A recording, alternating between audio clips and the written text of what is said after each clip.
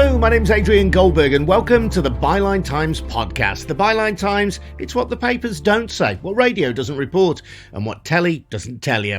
This week, life after Boris Johnson. What would the UK be like if the Prime Minister was brought down by his own party? A prospect that seems increasingly likely. We'll be examining that question and doing more crystal ball gazing into 2022 with Byline Times editor Hardeep Matharu and Byline Times co-founder and executive editor Peter Jukes. Before we get cracking, I'd like to wish you a happy new year and just remind you that the Byline Times doesn't have wealthy backers or corporate interests to sustain it. We rely for income on people like you taking out subscriptions to our brilliant monthly newspaper, the Byline Times. Your subs also help fund Byline TV, this podcast, and our fantastic news-breaking website, which is where you'll find details of how to subscribe. Just go to bylinetimes.com. That's bylinetimes.com. And if you've already taken out a subscription, thank you. Now, as 2021 came to a close, details of parties at Downing Street, while the rest of the country was in lockdown, threatened to engulf Boris Johnson. His premiership appeared to be tottering. He has kept his job, for now, but with his popularity plummeting, it's questionable how much longer he'll survive. So how would Britain look with a different Conservative Prime Minister?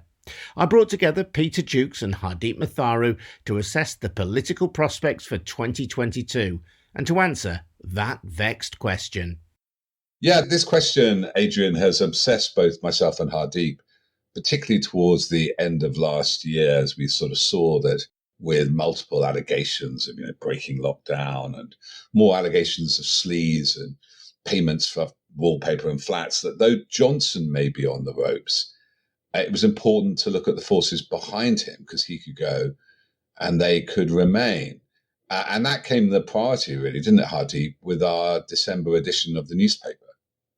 Yes, exactly. So it's definitely going to be an interesting year. We're going into it with the expectation that Boris Johnson probably won't be Prime Minister this time next year. It's sort of widely thought that he won't be able to survive not only mainstream media commentators, his own MPs, Liz Truss, Rishi Sunak, apparently on manoeuvres already. And interestingly, there's already a lot more press coverage about Liz Truss, for example, coming through.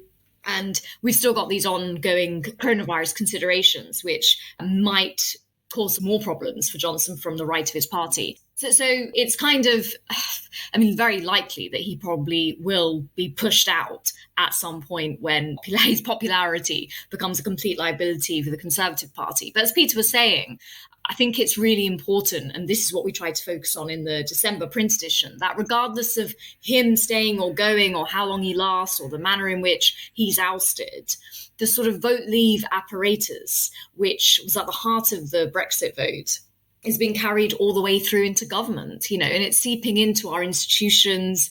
There is quite a right-wing agenda, which many people would associate with not traditional conservatism, which has been advanced under Johnson. And there are sort of far-reaching consequences. So I think last year, a lot of the focus in some ways was the government waging these so-called culture wars and looking at all this symbolism around the flag and what it is to be British and sort of all that stuff. And on multiple fronts, that hasn't really worked. And so I think what we're going to see now is something much more insidious, much more concerning. That's actually been going on all along anyway, which is the law and the processes of government being used in a way which is creating a more hostile environment that very populist conservatives don't like, and sort of creating an environment which is favourable to things they do like, which is all the stuff we've seen with regards to the crony contracts, government appointments, civil service positions being filled with people favourable to a quite right-wing agenda of the Conservative Party. So all of the forces that propel Boris Johnson, including the establishment media and its interest in keeping in place a prime minister, which is merged with the merging of the media and the political class. All of these factors are still going to be there, regardless of whether Boris Johnson leaves in 6 months or 5 months or 2. So there's a wider thing here about what conservatism has become and whether we're going to continue down that route, or if the party opts to go back to something it had, which was sort of more traditional Middle England conservatism through someone like Jeremy Hunt. So there are definitely divisions within the Conservative Party. There always have been, and they're still there. But I think what's concerning is that this Johnson Vote Leave government seems to be in its stride. But as Peter always says, those things can change really quickly. So I don't know if you've got a different opinion on that, Peter, that these things are becoming embedded, but they may turn around quite quickly if the Conservatives decide to go back to something that's more traditionally conservative.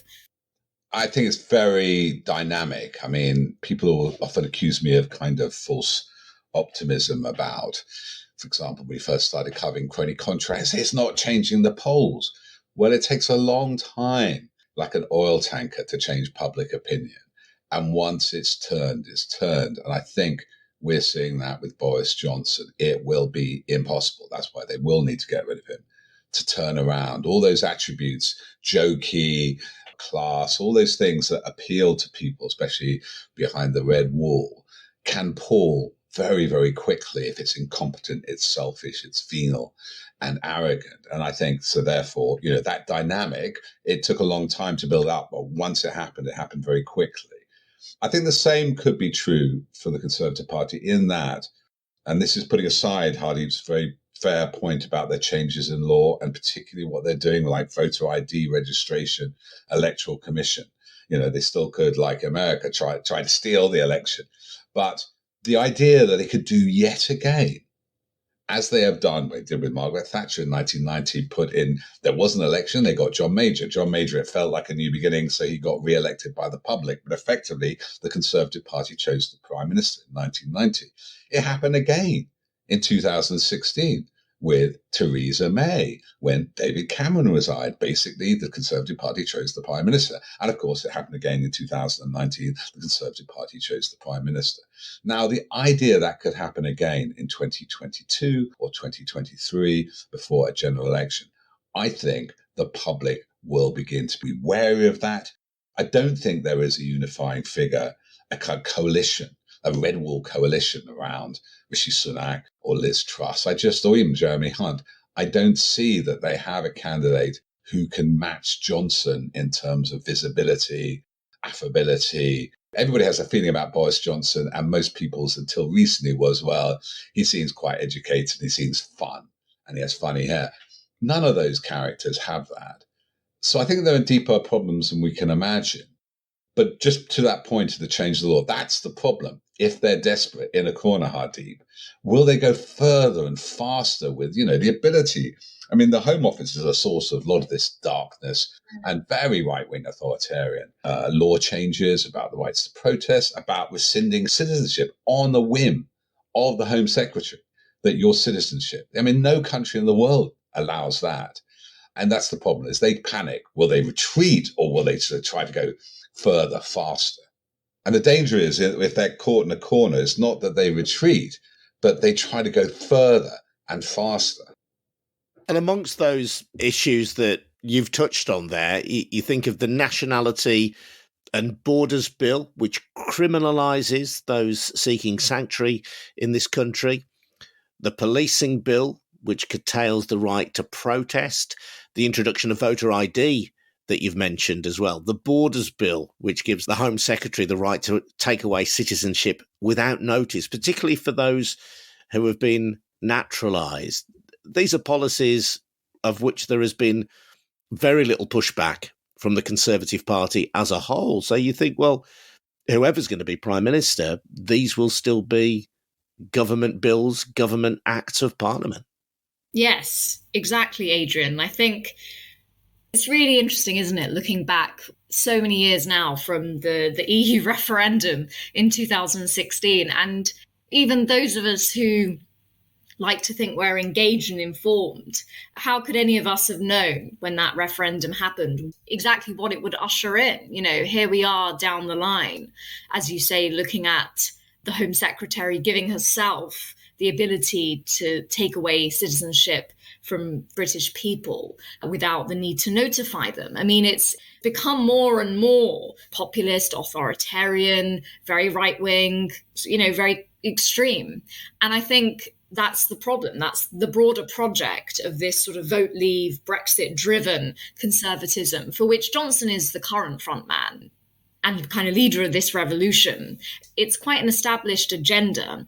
It's sometimes tempting to think that Brexit was just this very chaotic thing, that Boris Johnson and Michael Gove didn't think they were going to win. We all remember that morning after the vote, and they were giving that press conference, and they had these very, very stony looks on their faces, as if they couldn't believe what happened and what they got themselves into, let alone the country. So it's tempting to see it all as very chaotic, and it's just sort of happened. Then the coronavirus came along and Johnson's had to deal with that. But actually behind this, there is an agenda. There are certain factions within the Conservative Party. As you say, many of them haven't challenged any of these attempts to change the law. The Nationality and Borders Bill is now in the House of Lords. It was not challenged in its current form with this citizenship amendment or addition in Parliament. So there are various factions with certain ideologies that are very kind of right-wing, quite extreme. And that is not just about Boris Johnson, and neither is that the result of something chaotic. It's for years. There have been Dominic Cummings and certain people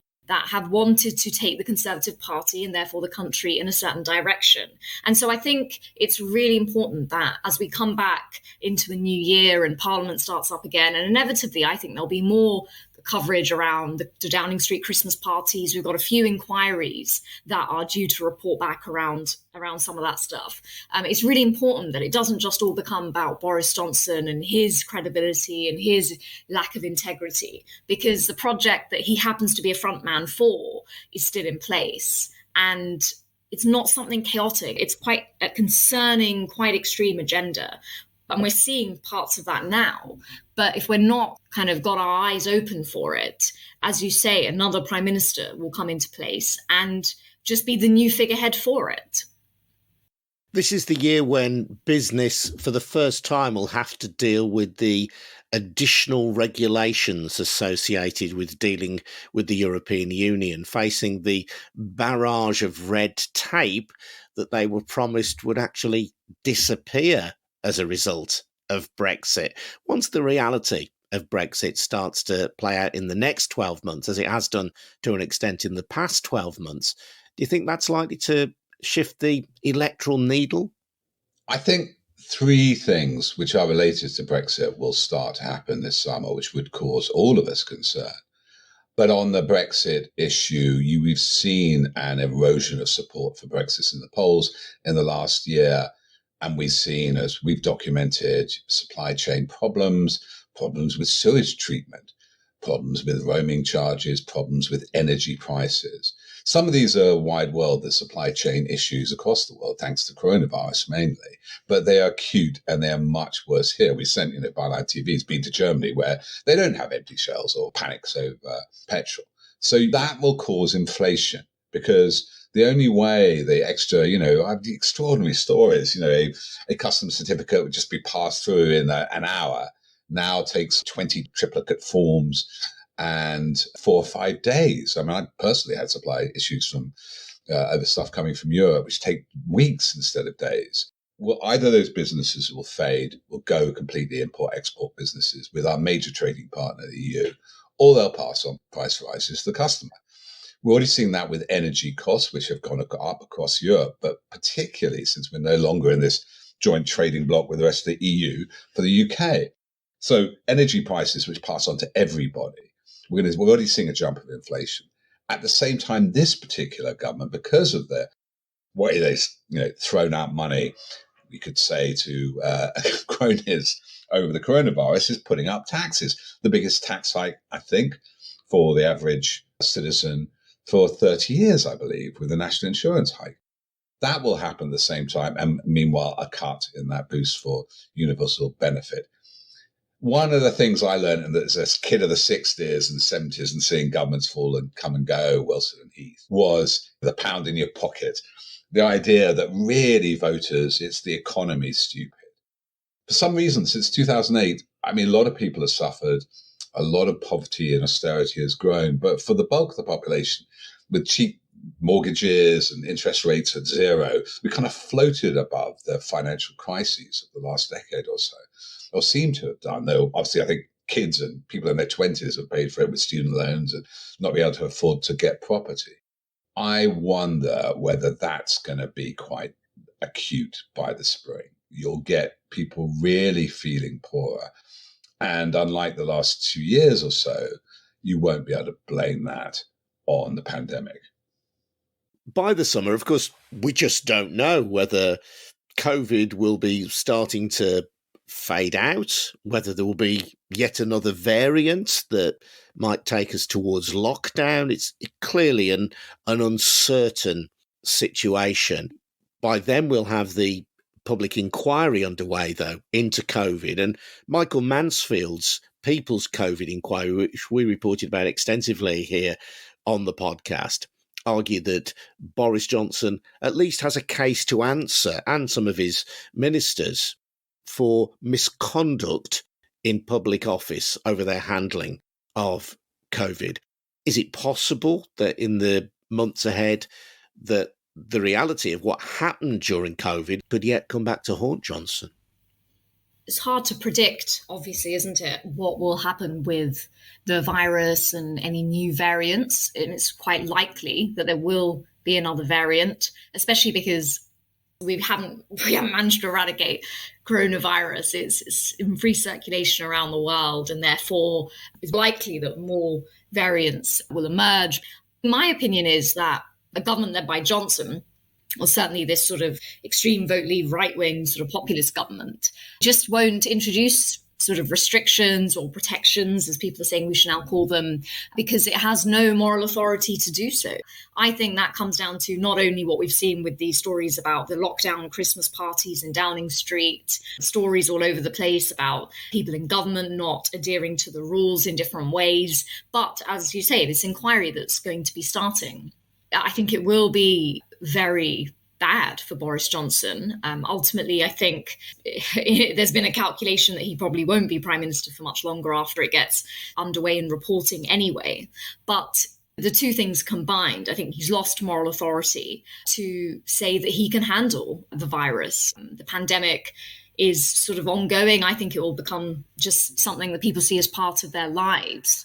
But I think there's still the danger that measures that would help stop the spread and people who could be advised to sort of protect others, those messages won't be coming really from the government anymore, just because it has no authority to do that, has no moral authority left to do that, which I think is really concerning.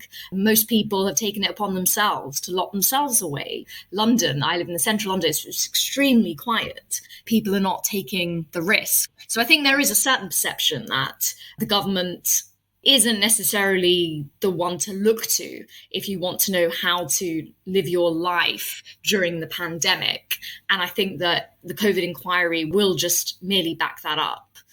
I agree with Hardeep, and I think the interesting thing, as it did in America in the election of 2020, the pandemic and our response to it brings to the fore a huge ideological gulf between a kind of libertarian individual survivalism, as we see in the ERG, the right-wing faction, which was originally about Brexit and now seems to be focused on coronavirus around Steve Baker. You know, their idea is kind of let it rip, herd immunity, also individuals take responsibility for themselves, and that anything else, wearing a mask, any lockdown or vaccine passes to get into venues, is oppression.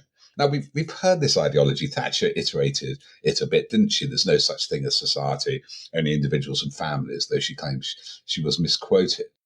In a pandemic, that the collective provision, the sense we're all in it together, as somebody once famously said, I think David Cameron, over the economic crisis, the sense that, you know, if you do go off and just do your own thing, you know, no man is an island, no woman is an island, that you will go and infect somebody else. Or the virus will mutate in your body and become more deadly. In a way, that split has never been more apparent within the Conservative Party to some extent, because you can see big splits in the Conservative Party, the kind of pro-science group, the more conservative with a small c, and the sort of more fanatical libertarian group. And particularly in this country, focus around that kind of icon of Britishness to a certain extent, one of the icons, which is the NHS.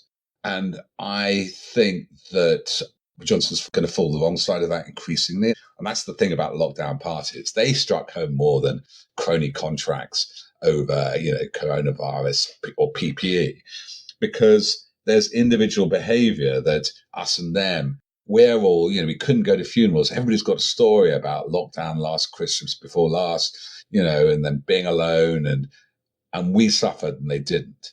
And that's where Labour, I think, though it seems boring and staid and Starmer, at least he seems to have some probity. And his boringness, in that sense, is a bit constrained. He can't really speak from the heart with the authenticity of somebody like Johnson, or as Trump famously did, because he's considered and he's kind of representing a group.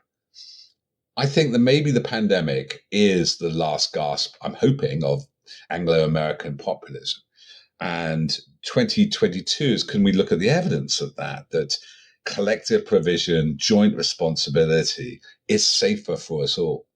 And we're having one of the worst, it's probably changed now by this time, until some of the worst coronavirus death tolls per capita in the developed world, that the British people are quite sage and sensible. They do care for each other, and they will learn, even if they don't follow this public inquiry in huge detail, they will somehow look at the errors and go, we're, sound cliche, but we're better off together than sort of, hanging alone.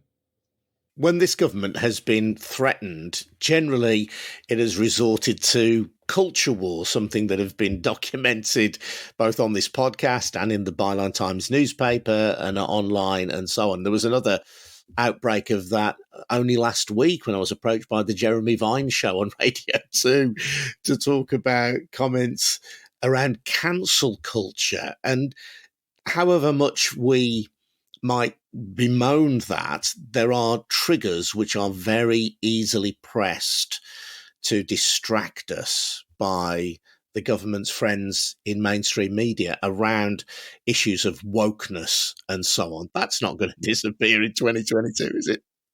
It'll be interesting to see how it evolves, Adrian, because I think it will. I think it will evolve and adapt. And it'll be interesting to see how that language continues, how it becomes weaponized potentially in new ways. Peter and I, our conclusion on the culture wars for 2021 was that on several fronts, the government tried to advance something which didn't work ultimately when it hit reality. And I think the most powerful example of that was what happened with Euro 2020.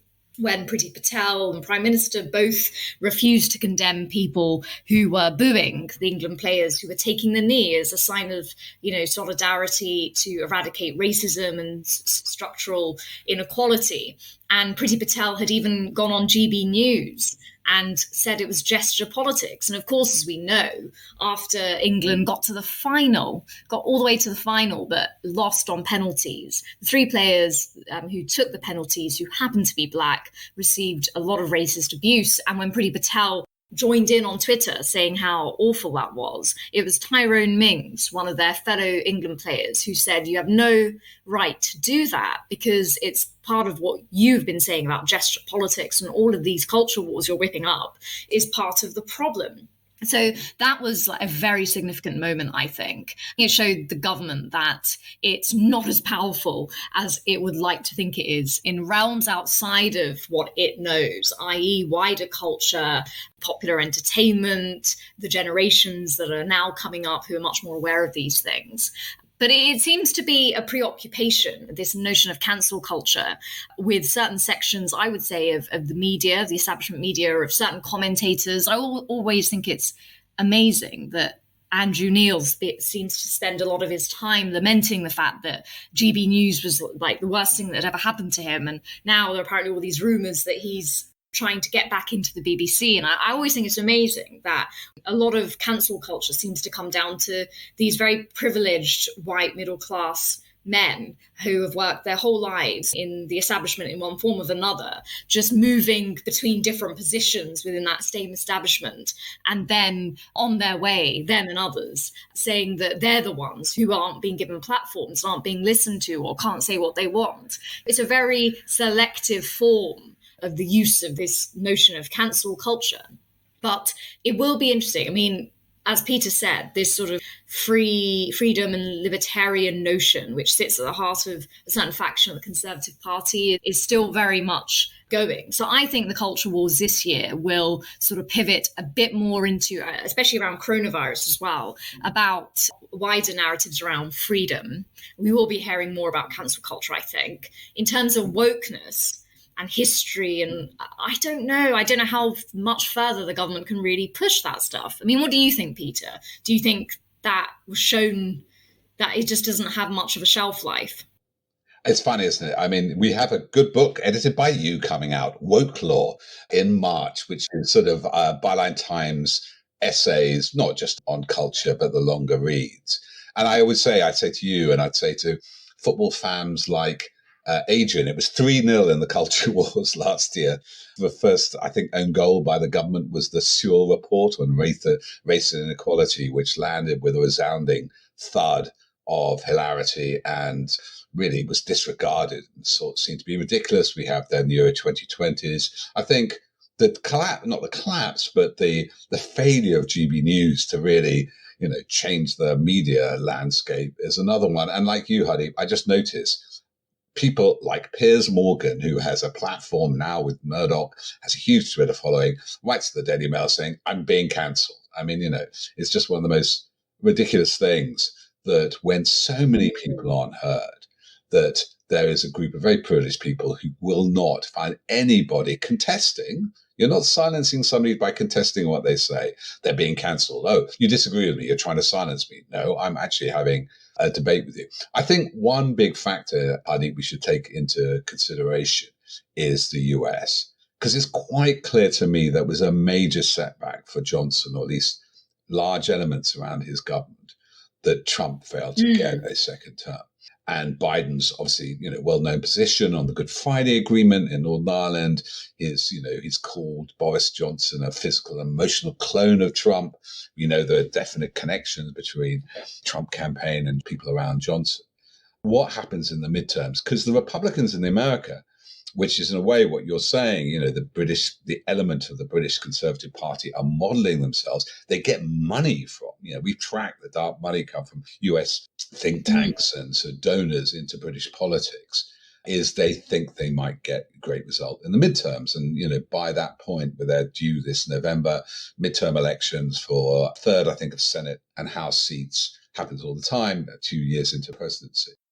And they're going around doing what you're talking about. They're going around changing the law, voter registration, redistricting. They're making it very, very difficult for people of color or people who might vote Democrat to vote. So they are fighting very hard for this. The whole emphasis on free speech, on cancel culture, Black Lives Matter, critical race theory, a lot of this cultural Marxism is imported from the US right.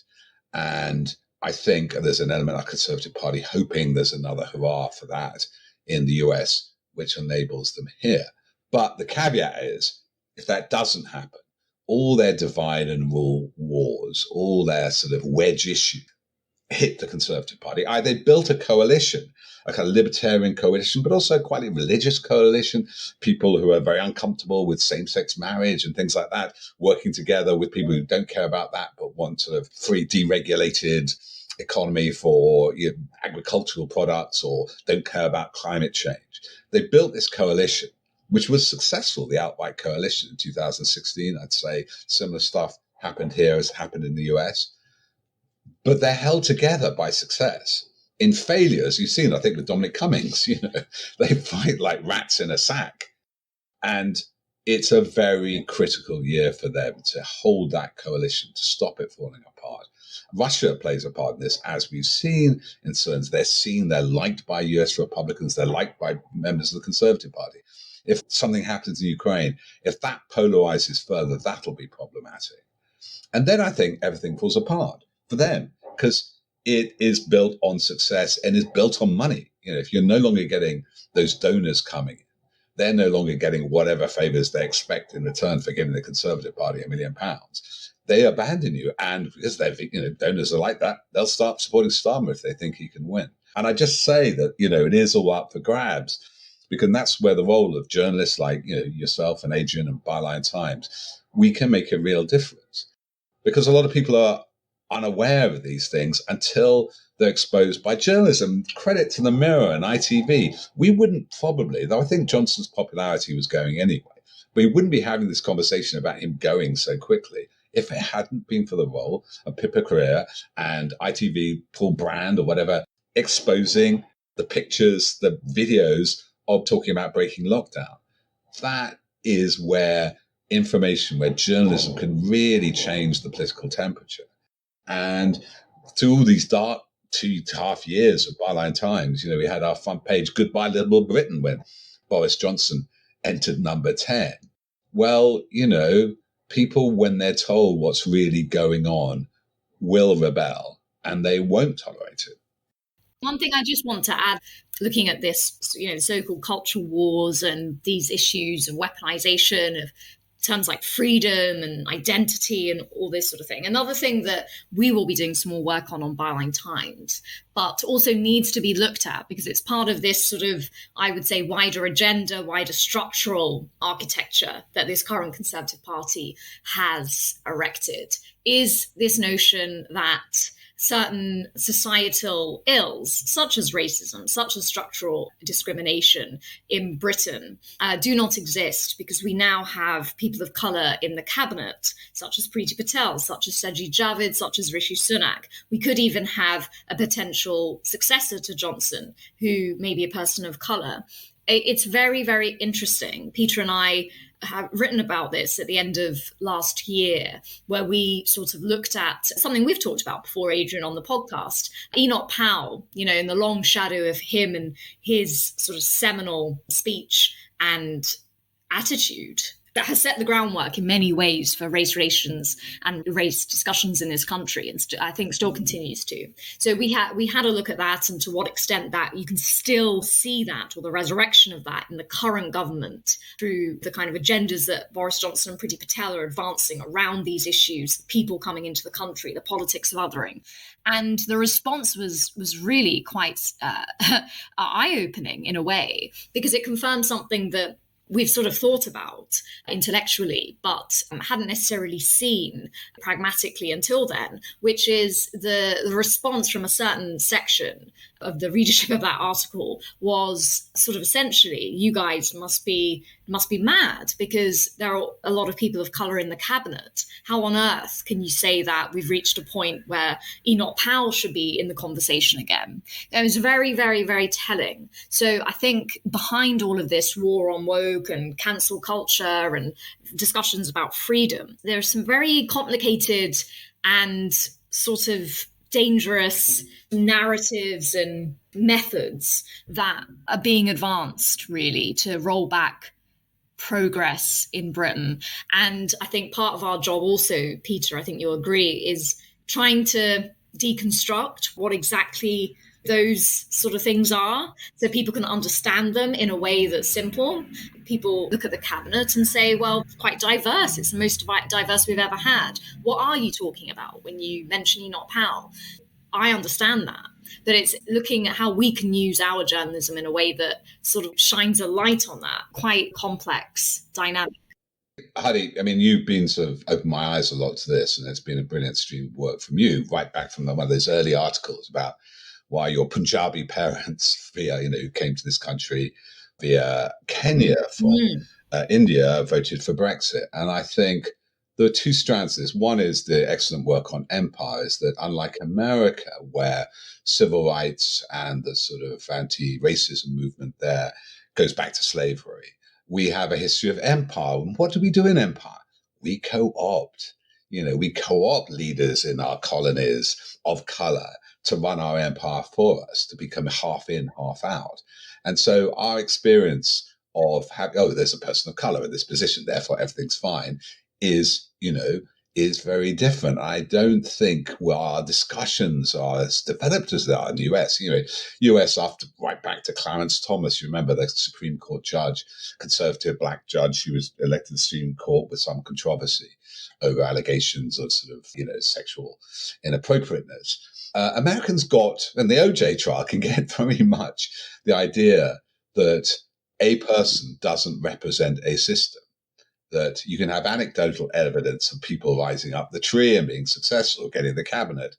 That doesn't mean there isn't, as you always put it, the structural racism going on, in which Jonathan Portes made the point about the Sewell report. He never even looked at structural racism, made no assessment of it, employment prospects, of healthcare outcomes, mental health, or any of those things where you could look at the population and go, oh, actually this group, because of whatever their ethnic background, seemed to suffer more. Instead, it just went down the anecdotal, the Caribbean experience. Look at all these, famous people of color. And I think that conversation, wherever it goes, and it can be tricky, because it is tricky to say someone like Priti Patel, that could she be enacting racist policies? Well, I think, of course, to me, and I'm not a person of color, that Armenian heritage, it is racist to assume that somebody, just because of their ethnic background, could not be racist themselves, or towards certain groups. And we see it in India. Modi is running an Islamophobic campaign a lot of the time. And I think that's because we are backward, because there has been so much cancel culture of people of color, they're not allowed to speak. And so we hear about what white people think about racism and whether it's over or not, which is absurd, isn't it? Like, Piers Morgan said, I don't think I'm racist. Well, it's not you who would even know if you were. You're not the victim of these things. And maybe the good side of these culture wars is that we are opening up that proper conversation that, individuals do not make a policy, individuals do not make a system. And there have been many advances in this country, which I completely celebrate, but I can see that to some, any further is attacking their white privilege, which is always a problem with power. People hate to share it. Peter Jukes and Hardeep Matharu, and you can read much more from both of them in our brilliant monthly newspaper, the Byline Times. Subscriptions to that pay for this podcast as well. Find out how to subscribe at bylinetimes.com. You won't regret it. And just a special word of thanks from me to all the people who shared details of this podcast on social media. We don't have a marketing budget, so every like on Facebook, every retweet really does make a difference. So cheers. And thanks also to Harvey White, who does so much of the production legwork for this podcast behind the scenes. I'm Adrian Goldberg. This has been the Byline Times podcast. Thanks for listening. See you next time.